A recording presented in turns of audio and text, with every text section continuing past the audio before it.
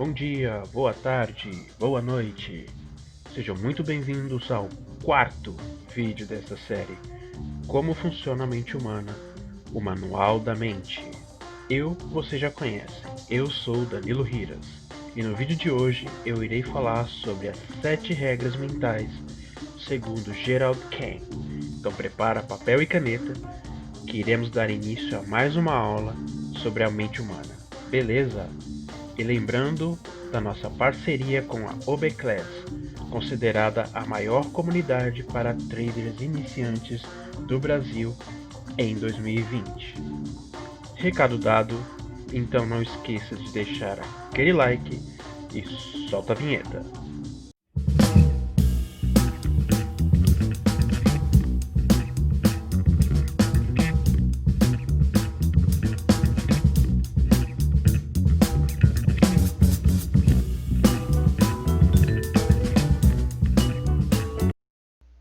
Bom, antes da gente começar a falar sobre as 7 regras mentais de Gerald Kane, nós precisamos entender 2 pressupostos sobre o sistema nervoso central e sobre o cérebro. E o primeiro deles é que para o nosso sistema nervoso central só existe o agora. E o segundo é: o nosso cérebro não sabe diferenciar e interpretar a diferença entre o que é imaginação e o que é a realidade.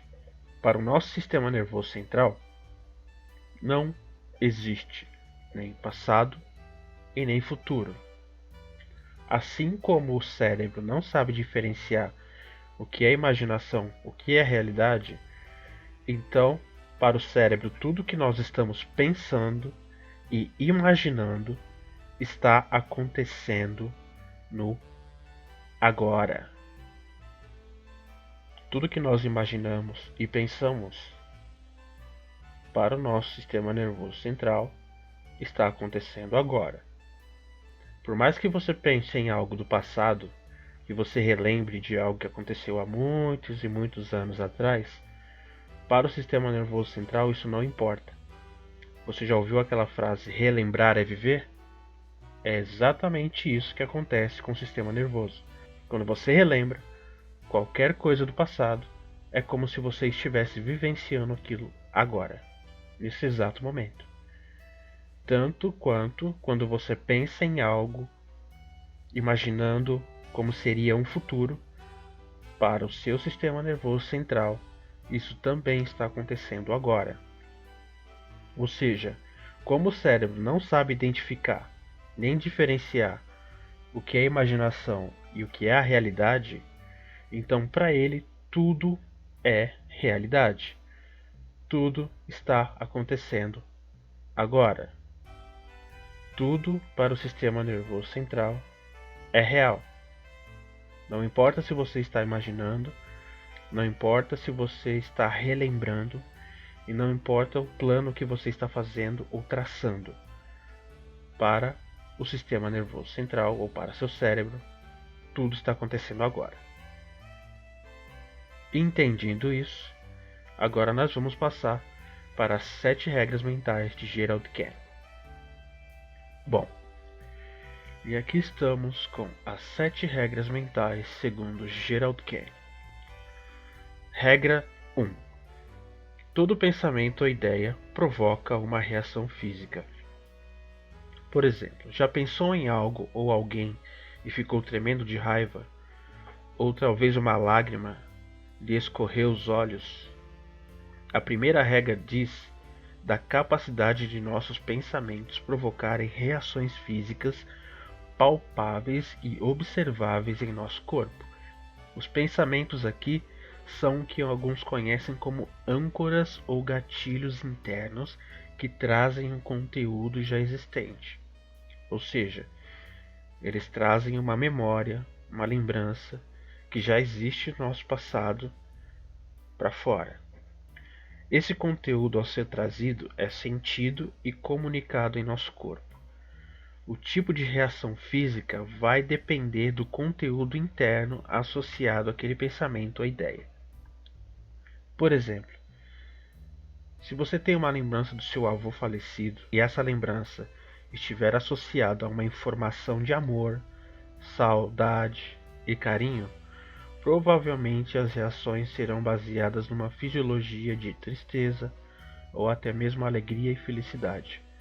Contudo, se a imagem do seu avô estiverem associadas a informações de raiva, desprezo e indiferença, sua fisiologia irá apresentar uma resposta condizente a essa associação.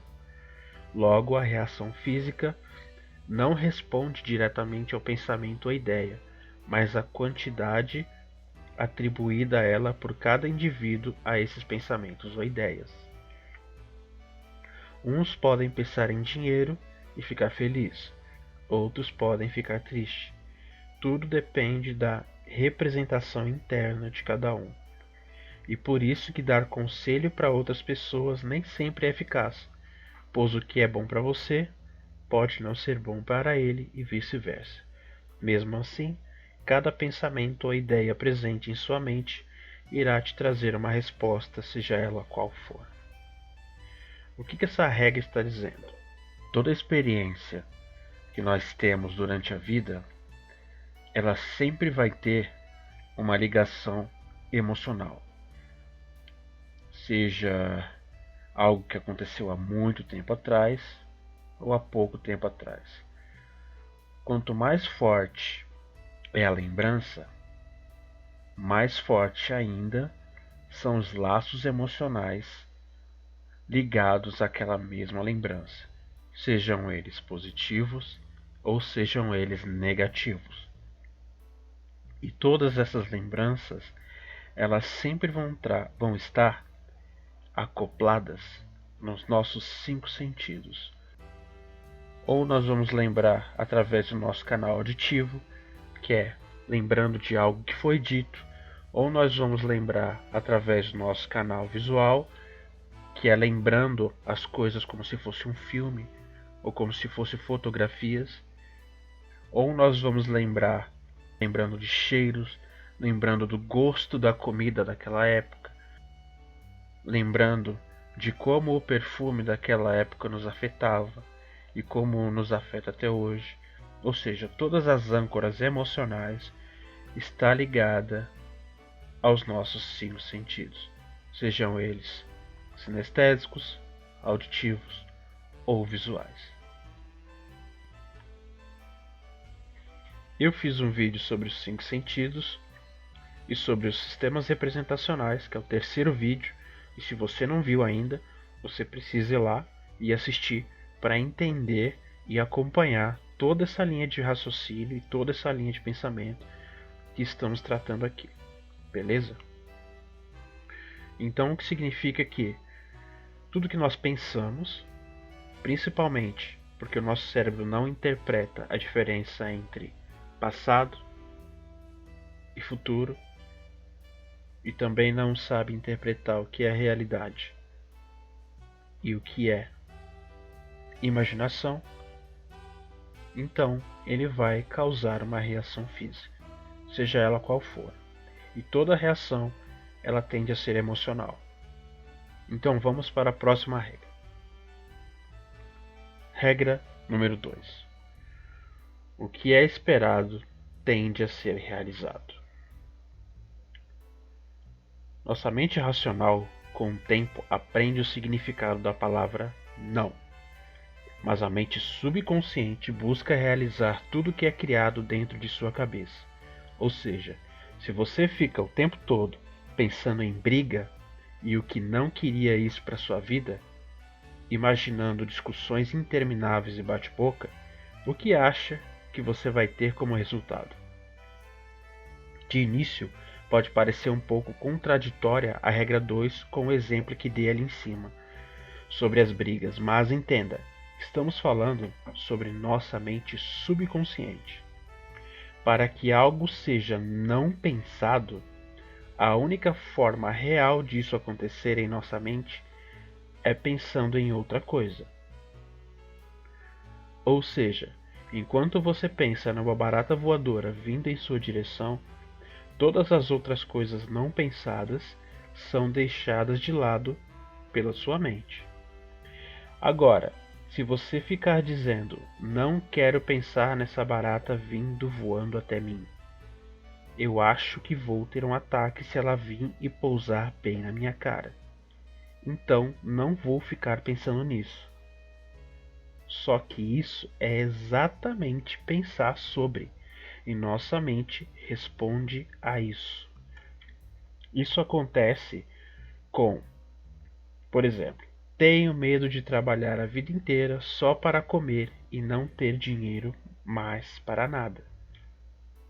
Ou tenho medo de ser traído.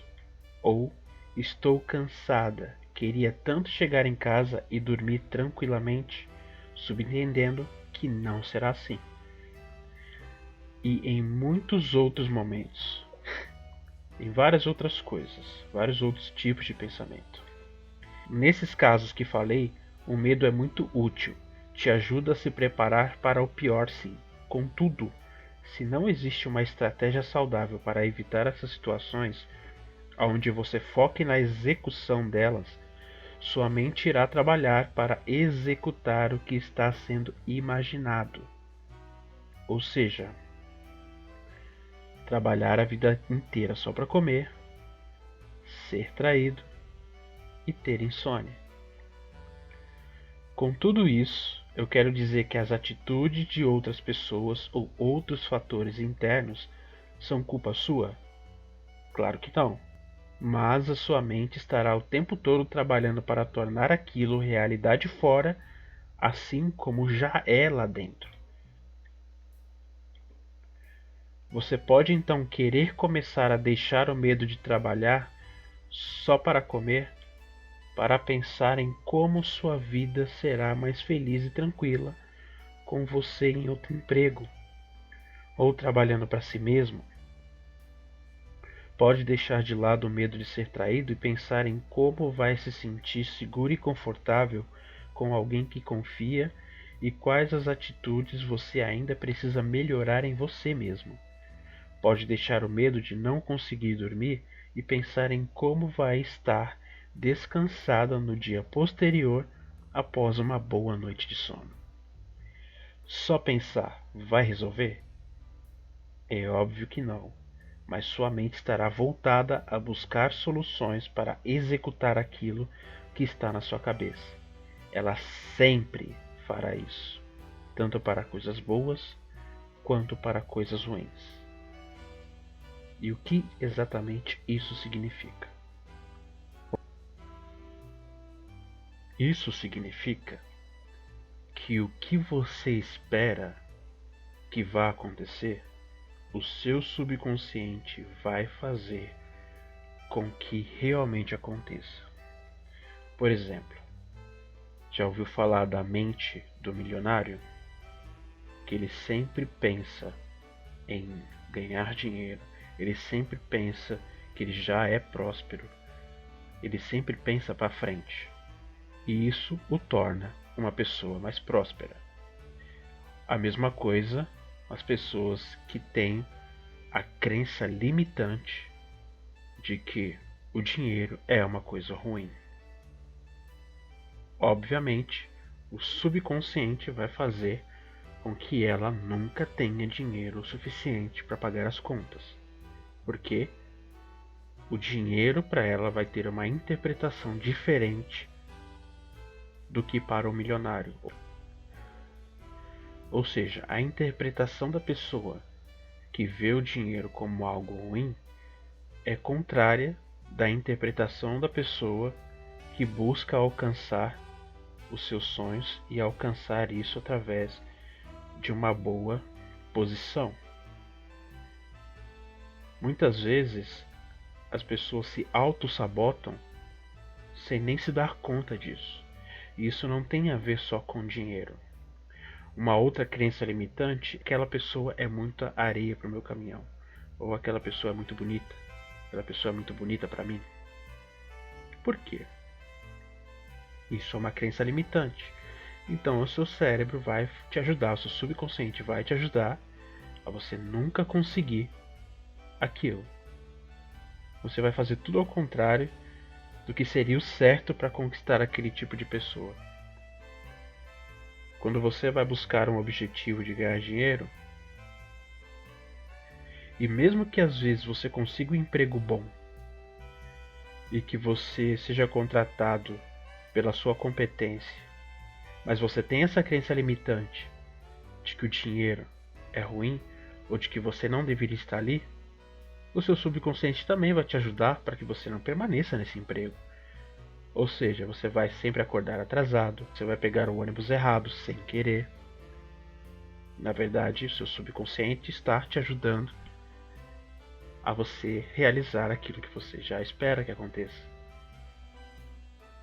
Isso significa uma crença limitante, tanto quanto significa um poder extraordinário para conseguir tudo o que você almeja na sua vida, porque o que é esperado tende a ser realizado. E se nós esperamos estar em um lugar melhor, provavelmente nós estaremos em um lugar melhor, em condições melhores, em algum momento, porque esse vai ser o objetivo do seu subconsciente, te levar até lá.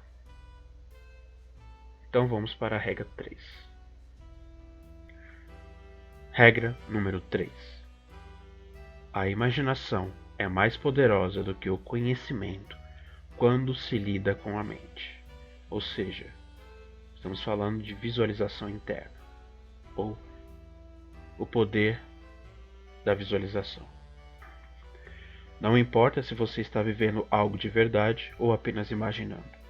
Sua mente responde exatamente da mesma forma. É por isso que a imaginação é muito mais poderosa do que o conhecimento quando lidamos com a nossa mente. Você já deve ter ficado bravo, revoltado, triste, com medo ou feliz só de pensar sobre alguma coisa que aconteceu ou que nem aconteceu ainda. Não é verdade? Ou algo que você pretende que aconteça, que você espera que aconteça. Isso acontece porque dentro da nossa mente não existe uma distinção entre realidade e imaginação. Várias pesquisas evidenciam isso em nosso cérebro. Cito aqui duas para quem quiser ler. Eu vou deixar essas pesquisas na descrição do vídeo. Os textos vão estar em inglês, ok? Então, quando quiser realmente realizar alguma mudança na sua vida, muito mais do que apenas raciocinar e planejar, é necessário criar imagens, muitas delas na sua mente. Qualquer tipo de imagem? Claro que não. Crie imagens de como você vai estar quando alcançar o seu objetivo. O que vai estar fazendo? Como estará se comportando? Que atitudes estará tendo? Como estará se sentindo? Faça isso diariamente e constantemente. Seu cérebro irá compreender isso como uma meta a ser alcançada, ou seja, presente na regra número 2. Seu corpo irá reagir a essas imagens, presente também na regra número 1. Beleza? Acredito aqui que sobre essa regra ficou muito bem claro. Então nós podemos passar direto para a regra número 4. Regra número 4. Uma vez que uma ideia foi aceita pela mente subconsciente, ela permanece até que seja substituída por outra. E quanto mais tempo ela permanece, maior é a dificuldade para substituí-la por uma nova. Suas primeiras ideias foram colocadas em seu subconsciente há muitos anos atrás. Se tornaram quem você acha que é hoje. Quanto mais tempo elas passam dentro de você, mais fortes ficam. Conforme vamos crescendo, vamos aprendendo aquilo que supostamente precisamos para sobreviver.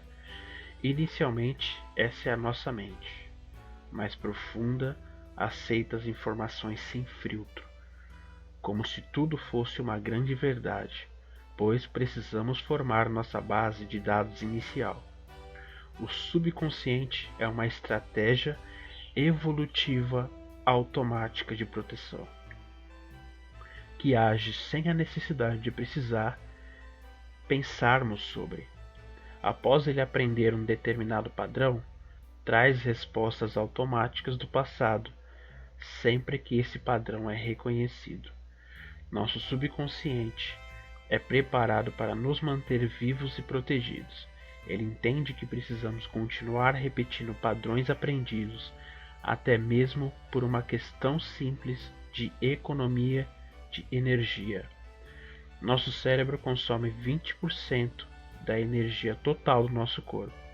Essa automatização é necessária para a nossa sobrevivência. Quanto mais tempo esse padrão se repete, mais forte ele fica.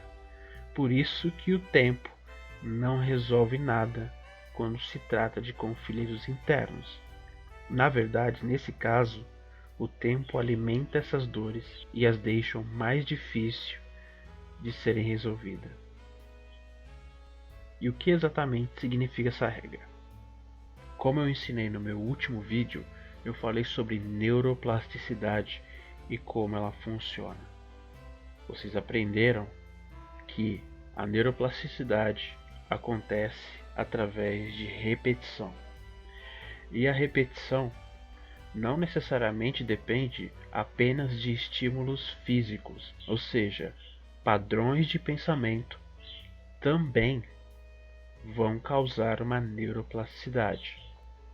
Então, quanto mais tempo uma pessoa se sente mal e se acostuma com aquilo e pensa que em algum momento vai passar, mais difícil é ser resolvido.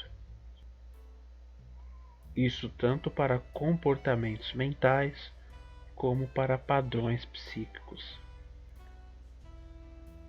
Sendo assim, quando você percebe um padrão que é autodestrutivo, quanto mais rápido você tratar esse padrão, mais fácil vai ser de resolver esse problema. Quanto mais tempo você demorar, mais difícil vai ser para resolver esse problema. Entendido isso, vamos para a regra número 5. Regra número 5. Cada sugestão aceita cria menos oposição às próximas sugestões. Sabe aquele momento que você se pega perguntando: por que eu aceito isso na minha vida? Essa quinta regra é o entendimento simples de por que aceitamos coisas ruins em nossa vida, mesmo sabendo que não nos traz benefícios. Quando algo é aceito pela nossa mente, tende a proporcionar menos resistência às próximas ocorrências. Isso porque nossa mente começa a compreender um padrão. Dentro de nosso subconsciente, não existe o pudor presente no consciente. A única coisa que ela quer é nos preparar para a sobrevivência. E se algo se repete, recebe atenção especial. Para que um padrão seja formado, é necessária uma repetição de eventos. Cada evento que ocorre é interpretado, comparado e aceito ou não. Se aquilo já foi aceito antes, a tendência é continuarmos aceitando, pois já existe um registro de aceitação. Então, primeiro você começa aceitando um xingamento, depois o empurrão, e logo está levando uns tapas na cara do seu marido ou esposa e se perguntando: por que eu aguento isso ao invés de terminar o relacionamento? Cuidado com o que vem aceitando em sua vida. Lembre-se, tudo que você aceita hoje, até as mínimas coisas, abrirão espaços para mais coisas serem aceitas no futuro. Tudo que você aceita hoje já é porque no passado aceitou coisas menores. Se reconhece um padrão e precisa mudá-lo, faça isso quanto antes. Comece a inserir novas ideias, sentimentos e comportamentos na sua vida, para que essas novas abram espaço para coisas mais positivas em sua vida. Falando um pouco mais sobre essa regra 5. Desde crianças, nós viemos aceitando sugestões. Nós somos sugestionados o tempo todo. As primeiras sugestões que nós recebemos são as sugestões dos nossos pais e familiares, nos dizendo o que é o certo e o que é errado, segundo a sua própria interpretação. Logo em seguida, nós vamos receber sugestões vindo de pessoas que nós passamos a conviver, sejam amigos, colegas ou conhecidos, nos dizendo o tempo todo o que é o bonito, o que é o feio, o que é o certo, o que é errado, qual música devemos ouvir, qual comida devemos experimentar, e nós vamos aceitando essas sugestões a nossa vida inteira. E muitas das vezes nós ficamos perdidos dentro dessas sugestões e chega uma hora que nós não sabemos o que realmente é nosso e o que realmente nós aceitamos como sugestão do outro. E muitas vezes nos pegamos vivendo a vida de uma outra pessoa, ou vivendo a vida de uma forma que outras pessoas acham que é adequada.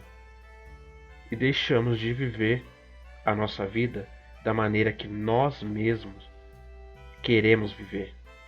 Então nós vivemos sugestionados por outras pessoas o tempo todo. E essas sugestões elas vão ser desde sugestões positivas até sugestões negativas. Você já parou para se perguntar o porquê você torce por um time de futebol? Você já parou para pensar que a moda só existe porque é o estilo de roupa que a maioria aceitou como sendo uma sugestão? E pela maioria ter aceito aquele estilo de roupa como uma sugestão, você também aceita porque a maioria aceitou? Mesmo que você nem ache tão bonito assim?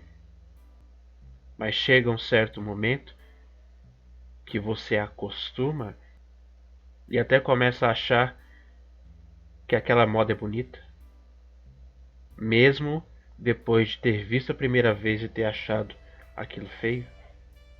Será que você tem autonomia e realmente faz as suas próprias escolhas? Ou você escolhe algumas coisas só porque a maioria também escolheu aquilo? Isso são as sugestões. E quanto mais você vai aceitando sugestões, mais você está propenso a aceitar as próximas, sejam de uma grande maioria, sejam de alguém que você vê com uma certa autoridade, ou seja de pessoas que você tem muita afinidade. Agora que essa regra número 5 ficou bem clara, vamos passar para a regra número 6. Regra número 6.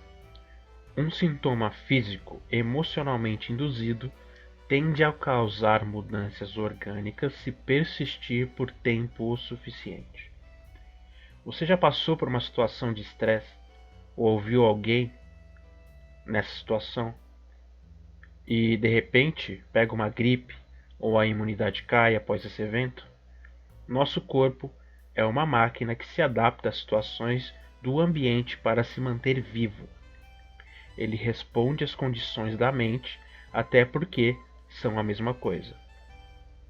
Lembre-se que dividimos mente e corpo apenas para estudo, mas é tudo uma coisa só. Você já deve ter passado por situações como estresse elevado, aí logo aparece uma dor de cabeça, dor muscular, uma dor no estômago.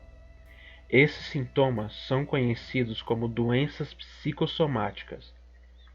São expressões físicas reais ocasionadas por razões mentais ou emocionais, como pressão no trabalho, perda de ente querido, término de relacionamento, problemas financeiros, traumas de infância, autocobrança exagerada, situações de violência.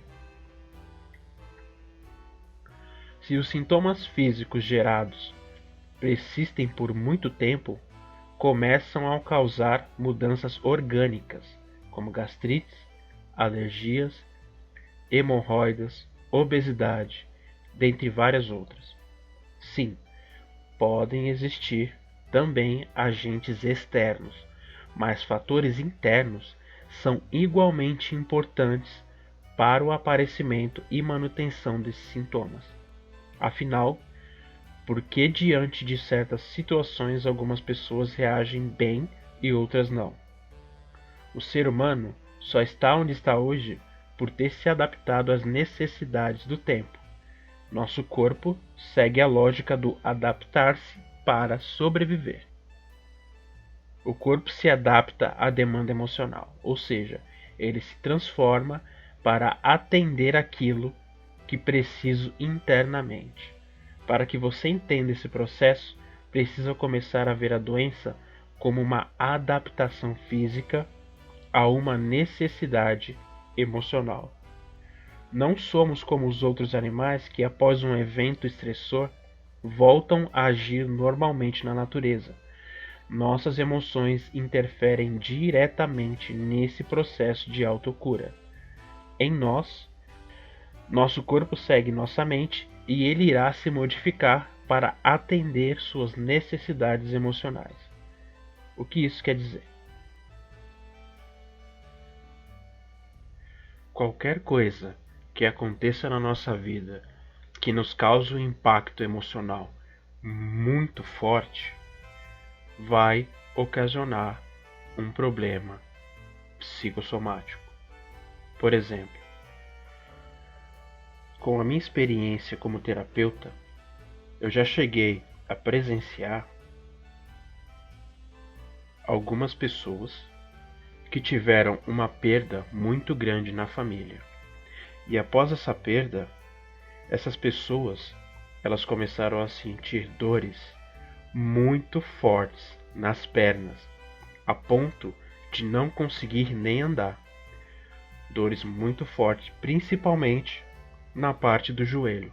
E essa minha experiência não foi com apenas uma pessoa, mas com mais de uma pessoa tendo a mesma reação.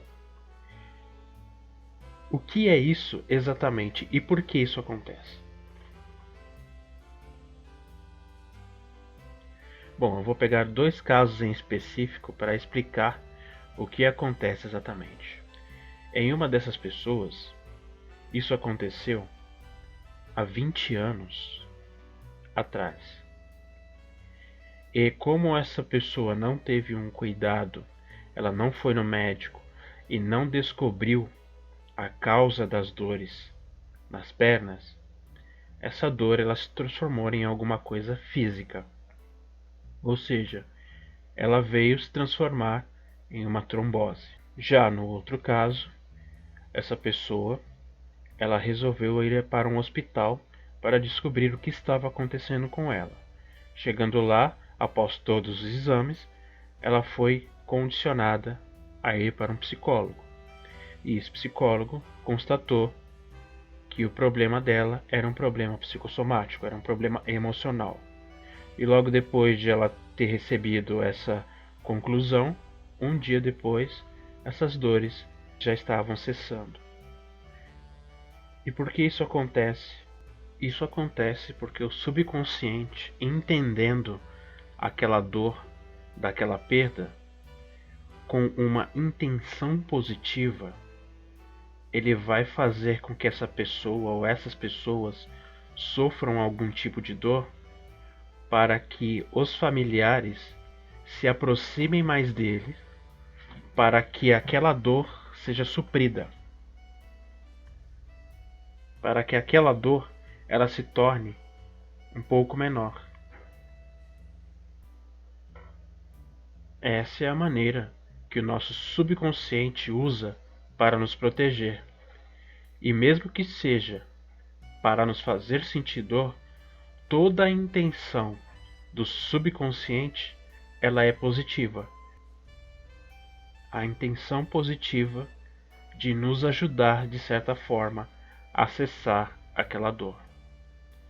Agora que essa regra 6 ficou bem clara, vamos para a regra número 7. Regra número 7. Ao lidar com a mente subconsciente e suas funções, quanto maior o esforço consciente, menor a resposta subconsciente. E o que isso significa? Você já deve ter experimentado o efeito dessa regra em momentos onde tenta lembrar o nome de algum conhecido, mas o nome simplesmente some, e quando você mais tenta lembrar, mais parece ter uma amnésia. Ou quando quer muito dormir, mas fica revirando na cama. Já aconteceu isso com você? Nossa mente subconsciente tem vontades, muitas vezes diferentes da consciente, e não adianta lutar contra, pois ela sempre vence. O que você vai conseguir nessa batalha é se sentir frustrado e triste por não estar no controle de si mesmo. Para conseguir resultados diferentes do que vem tendo, é preciso compreender e resolver o padrão interno que está gerando aquela resposta. Sobre esquecer o nome, o que se resolve geralmente é apenas deixar para lá, que logo a resposta aparece. Mas em casos complexos, é preciso um entendimento e reestruturação da cadeia de aprendizado subconsciente, ou da reestruturação das cadeias neurais. Ou seja, quando você está sofrendo com uma depressão, não adianta simplesmente tentar deixar para lá, muito menos ficar repetindo para si mesmo que está tudo bem, que você é feliz e capaz de lidar com os problemas. Seu subconsciente não está nem aí para o que racionalmente faria mais sentido e vai continuar repetindo o padrão interno. Vide regra número 4. Você viveu diversas experiências e depois de algumas delas a sua mente aprendeu algo importante que foi automatizado para a sua proteção. Você não vai conseguir chegar e simplesmente com força de vontade mudar tudo do nada. Para resolver problemas com raízes subconscientes, é necessário realizar uma ação subconsciente, seja lá qual for a via de acesso, entender e trabalhar com o que aconteceu com você, que está gerando esse problema no presente. Você também já se viu tentando mudar algo sem sucesso na sua vida? Entender como nossa mente funciona ajuda a nos mostrar que algumas das tentativas que realizamos para mudar e atingir a felicidade e o sucesso são ineficazes. Precisamos fazer coisas diferentes, passar por processos profissionais que nos darão uma chance real de resolver o problema lá na sua fonte. Vamos falar um pouco mais sobre isso. Aqui nós precisamos entender a grande diferença que é lidar com alguns problemas do cotidiano, como mudança de hábitos, como não nos deixar mais atingir por certas coisas e mudar alguns aspectos na nossa vida. E outra coisa é nós temos um problema que nos causa uma disfuncionalidade, ou seja, que nos faz parar de funcionar em algum momento, que por mais que nós tenhamos força de vontade, que nós colocamos o nosso empenho mental naquilo, existe um problema interno que deve ser resolvido, principalmente em questões mais específicas e mais complexas. É necessário fazer todo um acompanhamento para poder lidar com aquilo. Nós vamos entender que todo problema psicológico é uma energia psíquica que está acumulada, segundo Freud. Então nós precisamos dissipar essa energia. E essa energia psíquica, ela fica no subconsciente ou no inconsciente. E não há como fazer isso conscientemente apenas pela força de vontade, porque nós não temos acesso livre ao nosso subconsciente. por nós mesmos. É por isso que a ajuda de um profissional vai lhe trazer resultados muito melhores, porque os profissionais eles têm ferramentas específicas para lidar com aquilo e entrar diretamente no subconsciente. Seja essas ferramentas a hipnose, seja essas ferramentas a hipnoterapia, seja essas ferramentas a psicoterapia, todas essas ferramentas elas são de suma importância para um tratamento mais eficaz de doenças mais complexas. Agora que nós entendemos isso, nós ficamos por aqui. Eu espero vocês no próximo vídeo, onde nós vamos aprofundar ainda mais sobre esses mistérios da mente humana. Ok? Então te vejo no próximo vídeo e até lá.